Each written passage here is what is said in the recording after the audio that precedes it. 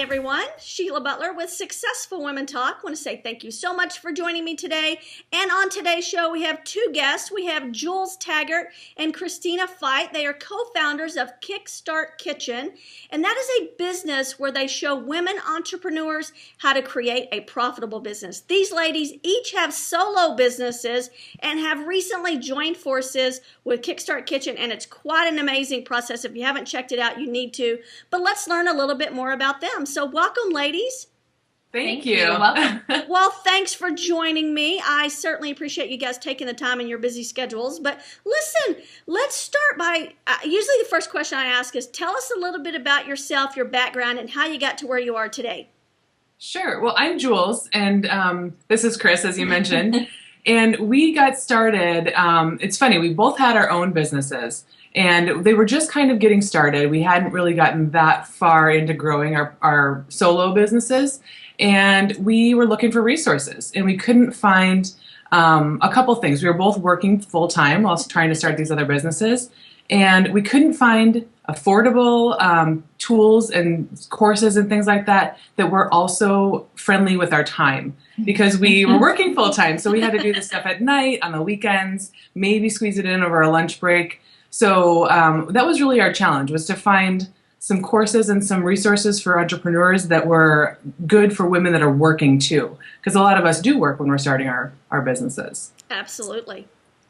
So Chris and I are friends, and we actually work together in the corporate world. And so that's how we met, and basically took it from there. I mean, as soon as we realized there was a little bit of a gap, we thought, well, what can we do? So were you guys both recently starting out with your businesses, and maybe you were just talking casually as friends and said, hey, I'm having the same problem, and it just kind of hit you like an aha moment of, we cannot be the only two women out there experiencing this? Yeah. Yeah. And we knew we were fast movers, and we needed a program that would kind of really put us through the paces very quickly. And there were programs that you could sign up for, and it was, kind of trickle or download or work at your own pace, but we really wanted the connection. We wanted a community. Mm-hmm. And so there were downloadable courses that we could take, but there wasn't anything with a community that we really felt like we could adapt to in our schedule. And did you take any courses prior to that? I know you guys have a lot of experience in the corporate world, so I know you probably took that, which on-the-ground experience to me is, I have an MBA, and I know one of you have an MBA as well. It is a piece of paper, but my experience in business is more from what I learned, not in so much in school, but what I learned on the ground. So did you guys take some courses to help you along your way? We did. We got involved in a mastermind very early on, and this was one of the things that really helped us shape our own business, because we learned so much about how other people learn. So not only just did we learn about how to build a business, and the course was awesome, but we learned how we learn, and we learned how, we were paired up with accountability partners, and that was a huge piece for us. So that's a piece that we have taken and implemented into everything that we do too. Mm-hmm. Not everything, but a lot of the stuff we do. Now, was it a large mastermind or a smaller group? I think there were 40 people. Yeah, 40 people broken into smaller masterminds. But really, we both come from a marketing background, long time communication. We've worked in environments that have really tested our communication. Like you said, we learn on the go. I have a coaching background as well. So we kind of had a lot of skills to throw into the pot and say, we knew what we needed to do to market the business, but not kind of what steps first. And like Jules said, what do we need to do to teach others what we know, what's the best way? And so we kind of learned through these masterminds, being able to bounce ideas off of how we would share our knowledge and information. I've had a partner in the past with an offline business, and that was a good partnership for a long time, ended up turning out kind of sour. But and that kind of turned me off for a bit, but I think now I am back in the mode of having a partner, not only accountability partners, but a partner in business to me is helpful, because you each have different skill sets, right? Mm-hmm. So how did you guys, I know you each decided to do your solo thing. What made you do that and then later on come together? I wonder why at first you didn't go, hey, I have these skill sets, you have yours. What made that whole process happen? I think, really we were good friends, but there's difficulties in having two partners in a business, because there's double the amount of decision making and having to kind of banter back and forth on that sometimes. But we both have the same type of personality when it comes to drive.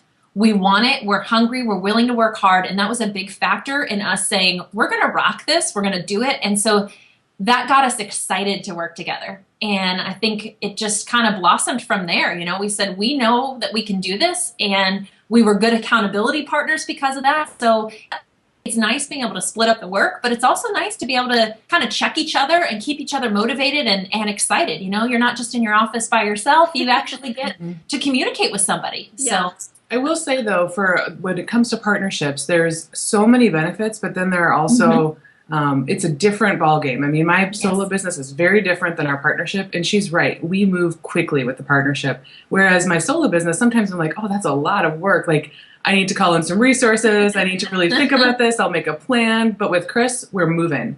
And I love that about being in a partnership, but it's also challenging because we are both very driven. And she's moving fast, and I'm like, I got to move fast. And I mean, you know what I mean? Like, we're kind of almost trying to keep up. But that part is what I think, has helped us grow very quickly because we are taking action every single day. Yeah. And so Now, I'm sorry. Oh, no, go I ahead. know, like, work-life balance is very challenging. We all have 24 hours in a day, but we manage that time differently. How are you guys managing running a solo business and a partnership business and growth with both? What is your plan there?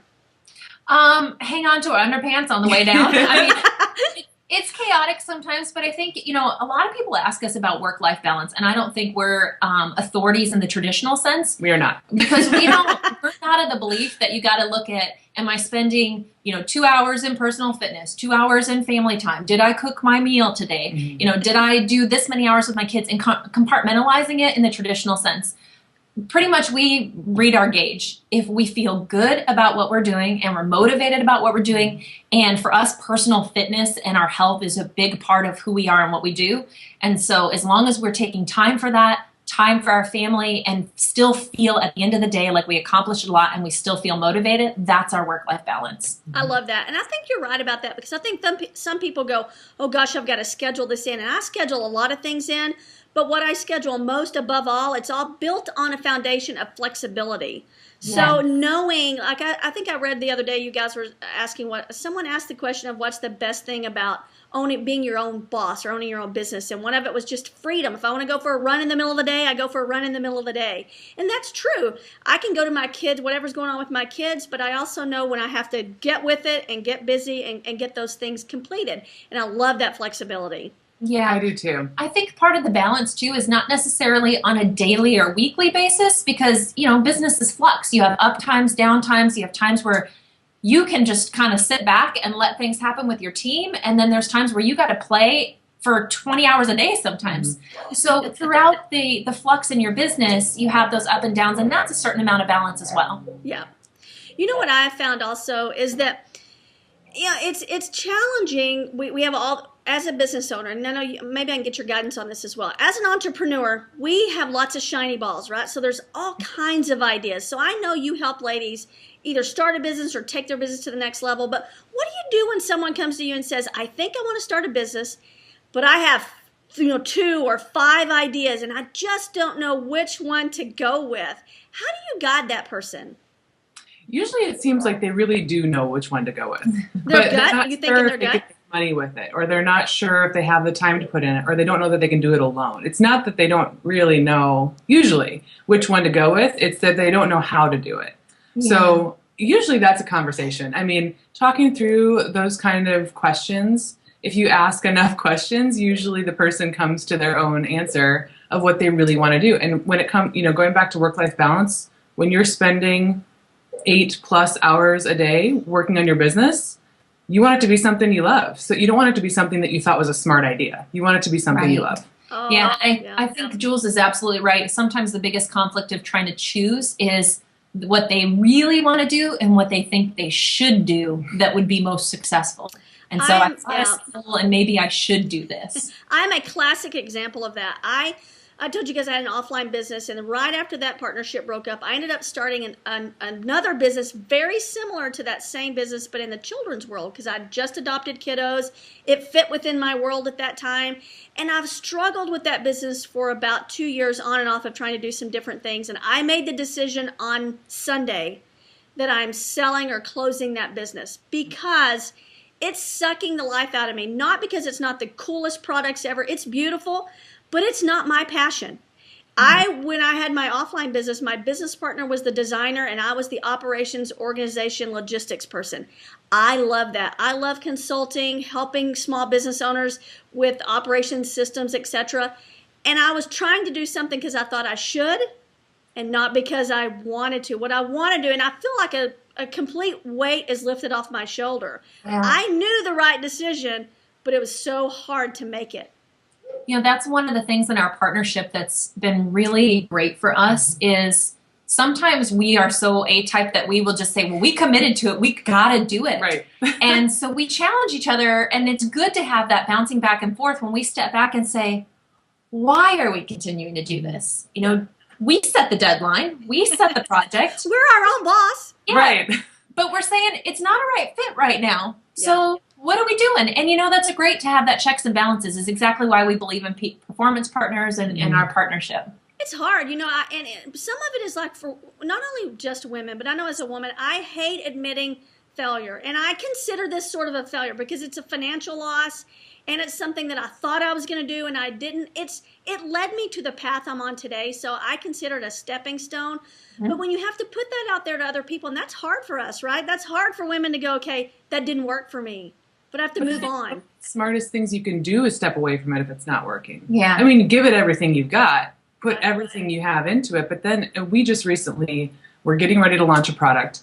And it was, like you said, sucking the life out of us. We're like, this is going to be great when it launches. But getting it to launch, does it have to happen right now? Could we do it 6 months from now? And maybe in that 6 months we decide we're not going to do it or that we're going to do it even better.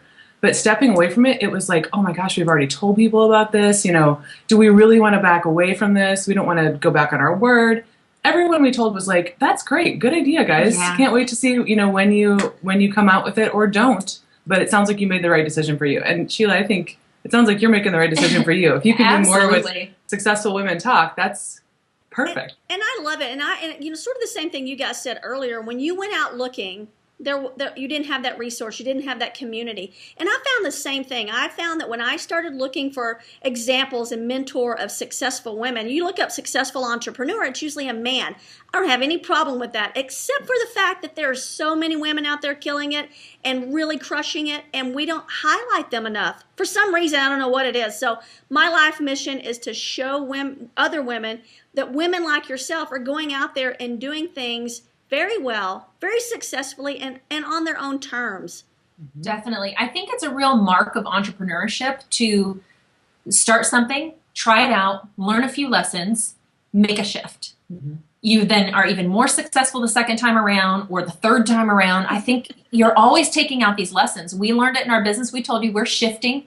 We realize everybody's coming to us, even though it's business startup and they're solopreneurs, they're coming to us for marketing, branding, systems. You know, they want to know, well, what's an email autoresponder? How do I do that? How do I market my brand? And so the challenge isn't how do I start my business most of the time. The question for them really is, I don't know how to market myself or market my business. And we decided, no, we got to make a shift in this. We need to provide the services that we are being asked for and that we have a real knowledge and a real gift for. And so that's turning to be our calling. And so we're shifting ourselves into a whole new branch of our business. And yes, KickStart Kitchen is a passion project. We love helping women. We love our communities, and that will always be a part of who we are.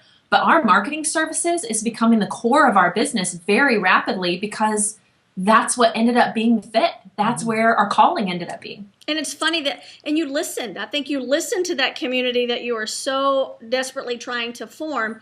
And because of that, you are shifting. And that's the beauty of it, right?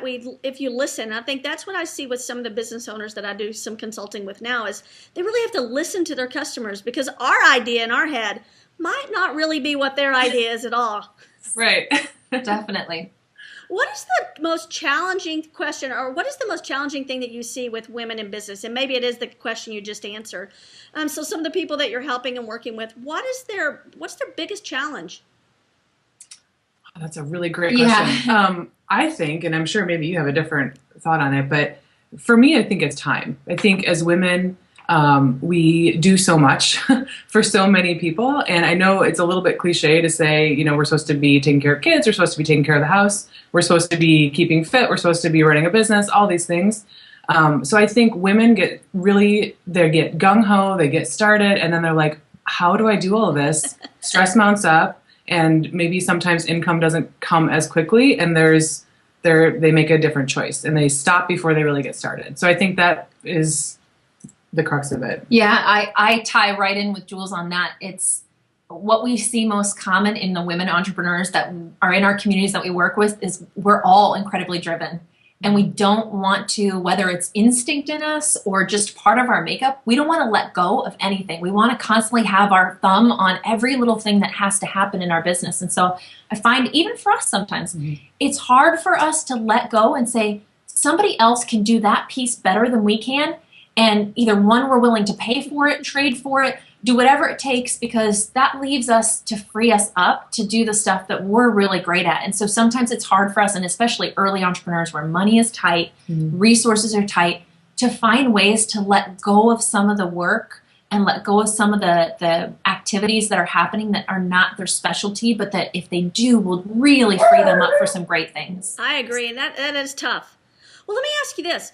Do you find that more people want to be educated on something, or they want something done for them? So, it's really easy to say, okay, I'm going to take a course on social media. Because I was consulting with a client yesterday, and she has spent so much money on courses. And she called me because she's thinking about spending a big chunk of money on a new course that's coming out, or a course that's coming out again. And I told her honestly, it's a great course because I've gone through it. It will not fix your problem. Your problem is you've taken everything, you're not implementing anything. So do people want to be taught or have something done for them? I think people generally want to feel like they can do it themselves, and they want to feel like they can then teach it to other people that they hire. So they want to learn, but that doesn't really, it's not how it works. Like, you're right. We run into a lot of people who are like serial course takers. They've taken every course on the planet. I've been there, by the way. Yeah, we've taken a bunch too, and I think there's a lot of value in all these courses. I mean, there's a lot to learn from people who've done it well and who've been where you want to be. But at some point, you're right, Sheila. Like, you've got to put it into practice. Yeah. Until you do that, you're right. One more course isn't going to fix your problem. It's just going to introduce you to people who are like, "Hey, take my course." Yeah. So yeah. Yeah, I think sometimes people feel like if they just get the knowledge, like you said, that'll fix the problem, but they have the knowledge, they still don't know how to take action on the knowledge. They still don't know how to apply it to help their challenge. So I think what happens is, I think people really would love for somebody else to do a lot of the work for them. Again, limited resources sometimes can't do that. And even if they have somebody that's going to do the work for them, they still want to have an understanding of what's happening. Right. And what are the core fundamentals? So I think there's a combination there, but I think a lot of people, especially early entrepreneurs, they would love it if they could have somebody do large chunks of the pieces for them. Yeah, I agree. And it is tough. It is tough when you're juggling a new business with very little funds. And, the lady that I was talking with yesterday, she's like, but I got to make money right now. And I'm like, oh, honey, that's so far down the road because you haven't even started a website yet. Right. And I know it's just getting in that mindset. And it's tough because I think she has taken some of those courses that said, sign up, take this course, and you're going to make $1,000 a week or whatever. And it's just, it doesn't happen that way. There's a lot of underlying, a deeper issue there. There's a lot of underlying insecurities. I think if we keep learning, eventually we're going to have just enough that when we launch, it's going to be perfect. And we've learned. Not perfect. Oh, man. We have learned that we can't ever get ourselves in that position. We got to launch and learn. And we learn way more from the action and activity when it's half perfect. Pivot. Wait. Yeah. Yes. Yeah. I agree. And that's tough, especially for a top A personality. But it is. I remember just getting my first website up when I first started online. I knew nothing about online business. And I wanted it to be the way my other business was. It took us 8 years to get there. It's almost like you want the same house your parents have worked, 25 years for. Right. And it made me pause so long and stall so long because it had to be perfect. Finally, I was like, okay, this is crazy. Yeah. Yeah. It's tough. Who's looking at it? When we launched our website, we were like, we could spend 6 months on this, or we could put 2 weeks into it and then tweak every single day for the next 6 months. And that's what we decided to do. And who's looking at it in the beginning? That's what that is that's a terrific point. And because I now know that, and it's a little embarrassing when you think about it, but that's exactly what I told this lady yesterday. I'm like, doesn't have to be perfect because no one's going to be there in the beginning. Yeah. It's okay, and that's how you learn. Yes. But you have to start. Let me ask you, I'm a bit of a systems and an operation nut. So how systemized are you guys, and what's your favorite tool that you use for your business? Oh, we are crazy systems. I would say, what is not our favorite tool? Yeah.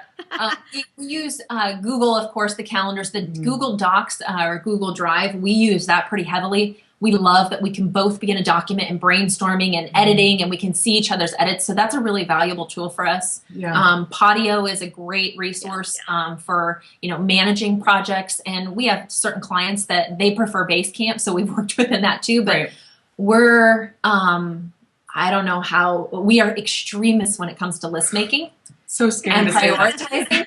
But I love it because we do stay really organized, and that allows us to stay really connected and in touch with what's happening with all our clients, what's happening within the communities. But I think the big piece for us was to do it right away. Yes. If we were trying to put systems into place now and carry them forward, we could. But when we start something new, we create a system for it at the beginning. And the system changes, we tweak it as we go. But if we were trying to come up with systems right now, it would be crazy. And when we were able to hire our first person, we were able to say, here's exactly how we do it. So go for it. Instead of a huge learning curve. I mean, she had a little bit of a learning curve, but instead of on our end, like, oh my gosh, now we have to teach somebody how to do this, it was in place. So I love that. And a lot of the clients that I work with are the opposite. They've been in business for several years and have made money in spite of themselves and have zero systems and feel totally overwhelmed because of it. And what I found is if you take some of that stuff out of their head and just put it on a list like you do, it's not as overwhelming as it seems. And if you can just put some little simple things in place, it changes their entire life. Well, ladies, I so appreciate you taking the time to chat with us today, and I love the community that you're building. Tell us a little bit, because you guys have you have a book club, you have the Thrive Hive. Tell us a little bit about those things before we sign off and say goodbye. Sure. Well, this summer, I was talking with Krystina, and I said, she was out of town, and I said, I started a book club. And she said, okay. And it was just a few people, and it's really grown into a group of women entrepreneurs who are looking to read business books, but they also want to have some place to talk about it. And since we're busy entrepreneurs, the best place that we've found for that is Facebook. So we've got a private Facebook group that any women entrepreneur could sign up for. And that has been a really cool project because it's shown us that we really love communities. And so from that, we created another community called Thrive Hive, with a co-creator, one of your other former guests, Sandy Sidhu. Love her. I do too. She's great. So we created Thrive Hive together, and it's a place for women entrepreneurs to come ask questions about their business, what they can do to grow their business, bounce ideas off each other. If they're launching something, help spread the word. Mm-hmm. We also share each other's blog posts and really try to spread the word online. So that community is really growing too. It's really been fun. It is, and I'm a member of both of those. I love it. Both of them are really great. And we'll link them up in the show notes as well. Great. Ladies, if someone wanted to connect with you, where would you want to send them? I would send them to our website at kickstartkitchen.com. They'll begin to see our marketing services kind of peeking up there too, since that's really taking over a larger part of our business. But they can see all the other great things that are going on, all the communities they can connect with right from our website at kickstartkitchen.com. Awesome. I appreciate it. Thanks for taking the time. And if you've not checked out their website, please do. I'll link everything up in the show notes. And thanks again for tuning in, guys. Thank you, Sheila. Have a good day. Thanks for tuning in to this episode of Successful Women Talk. Listen, a lot of people ask me, Sheila, how did you build a business from 0 customers in revenue to thousands of customers and multi-7 figures within a few short years? Here's the secret sauce. We had great products, excellent customer service, and we leveraged, this is key, we leveraged our systems and processes. If you want to learn more about this or how to reclaim your time, join me over at www.successfulwomentalk.com, and I'll show you how to get the life, business, and customers you want. Thanks so much.